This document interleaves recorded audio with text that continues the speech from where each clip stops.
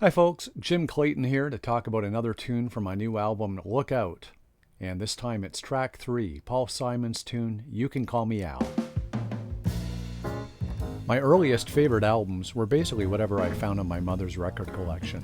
They really made an impact and some of them are still favorites. Teaser and the Firecat by Cat Stevens, Four Wheel Drive by Bachman Turner Overdrive, the original Jesus Christ Superstar concept album, and the Blue Collection from the Beatles, 1967 to 70. By high school, I had a fair record collection, and the roles started to reverse as my mother started borrowing my records. My Billy Joel albums often disappeared from my bedroom record player and showed up on the turntable in the living room. The roles reverted back with Paul Simon's Graceland. It came out the summer my folks parted ways, the summer of 1986, and my mom and my siblings moved away to London, Ontario, about an hour away.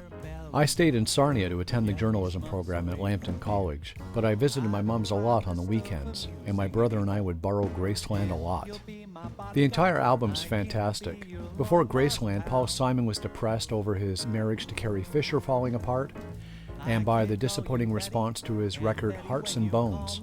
He became fascinated with a bootleg tape of South African street music. He and producer Roy Haley soon spent 2 weeks in Johannesburg recording with South African musicians. It was a controversial choice as there were still cultural boycotts due to apartheid. My arrangement of this song happened simply because I wondered one day, what would that happy horn riff sound like in a minor key?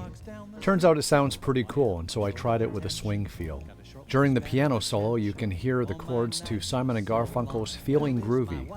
That came about when my bassist pal Steve Lucas wondered if there was something I could do with the solo section so it wasn't just the same chords as the verse.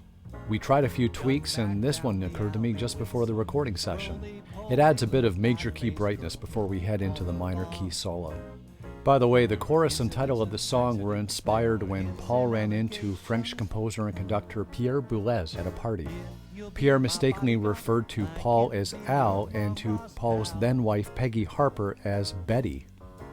And if Pierre can call Peggy Betty, then Betty, when you call Paul, you can call him Al. Thanks for listening, and I hope you enjoy the album.